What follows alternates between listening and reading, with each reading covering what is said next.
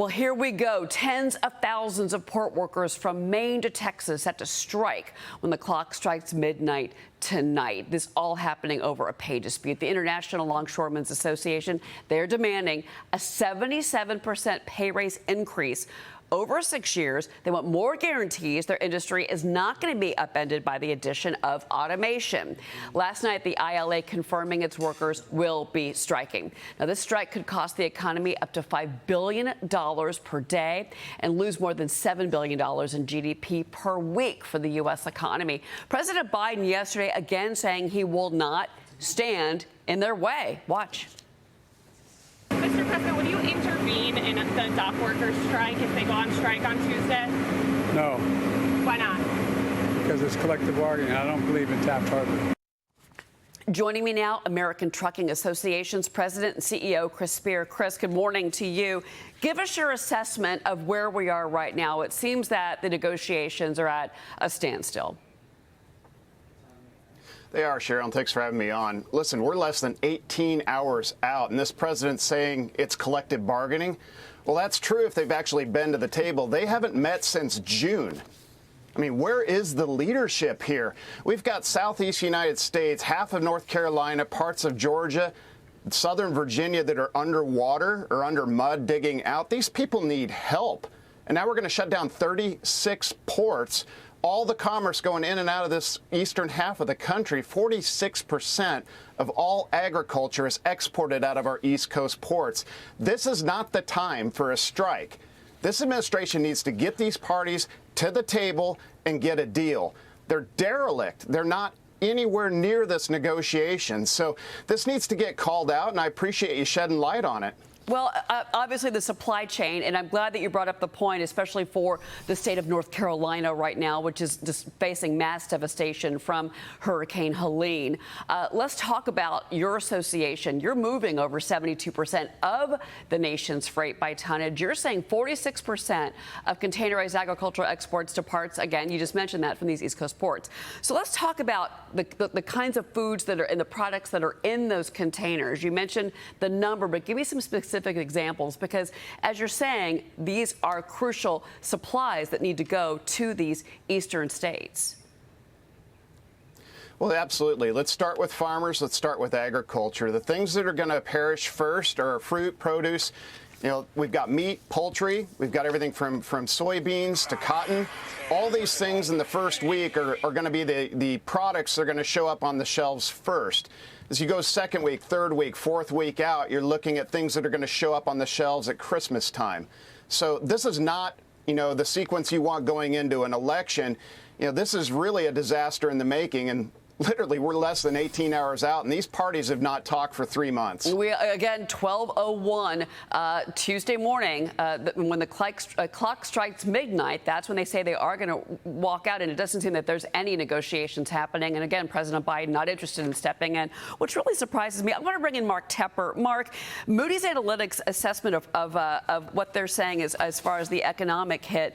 I mean, you were talking about 45,000 workers, 3 dozen ports. You've got 85,000 union workers, right? This could cost, and this is, I'm sorry, J.P. Morgan analysis, not Moody's.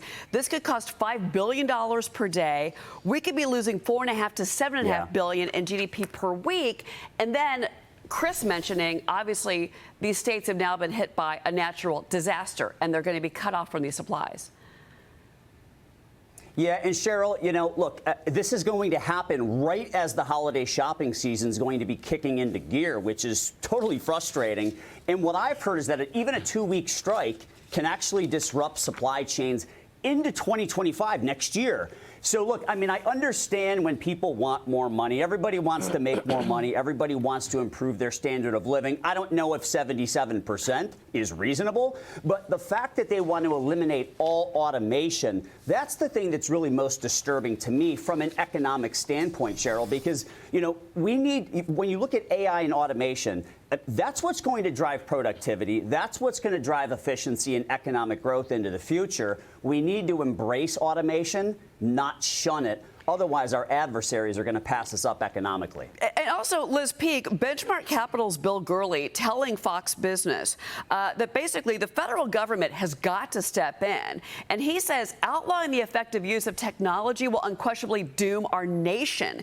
We will become globally uncompetitive. Yeah, this is a tremendous blow to the productivity of our entire infrastructure, Cheryl, if President Biden doesn't step in. And viewers should know that he has the right to do that. The Taft-Hartley law allows him to call for an 80-day cooling off period, and that is what he's basically saying he won't do, even though, as your guest pointed out, 3 months of no negotiation. The industry is at 40% pay hikes, and the workers want 77%. Obviously, that is a huge gulf, and there has been very little effort or ability to make that gulf smaller. So I think this is a disaster. And by the way, the second surge of inflation typically comes because workers demand outsized pay hikes to make up for the years where they've been behind because of inflation. That's, I think, the really scary prospect going forward.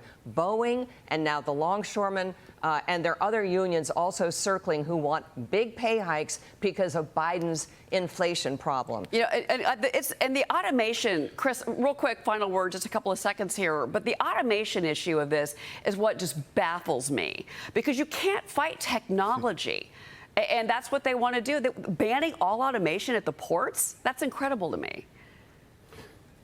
Well, we may as well be moving this freight with donkey carts. I mean, this is such an archaic view. And this is an administration that has emboldened union bosses to do exactly this. I was involved in the Taft-Hartley in 2002 when the West Coast ports shut down. I can tell you, you don't want to take any tools off the table. As president, it is your job to mediate these two parties when they can't reach an agreement. Well, they're already shilling for the union. These guys walked a picket line for the UAW, including the vice president and the acting secretary of labor. They are in the pocket of big labor. So if you're USMX representing these 36 ports, you have no incentive to come to the table and broker a deal with this administration because they've already shown their cards. So whatever it is, pay, automation, these are all issues that should have been at the table 3 months ago. They haven't talked, and that's the job of the president. They're asleep at the wheel. Right. Chris Spear, thank you so much for joining us on this developing story as, again, the countdown clock is now on for this strike. And it's just a devastating time, again, for this part of the nation. Thank you, Chris.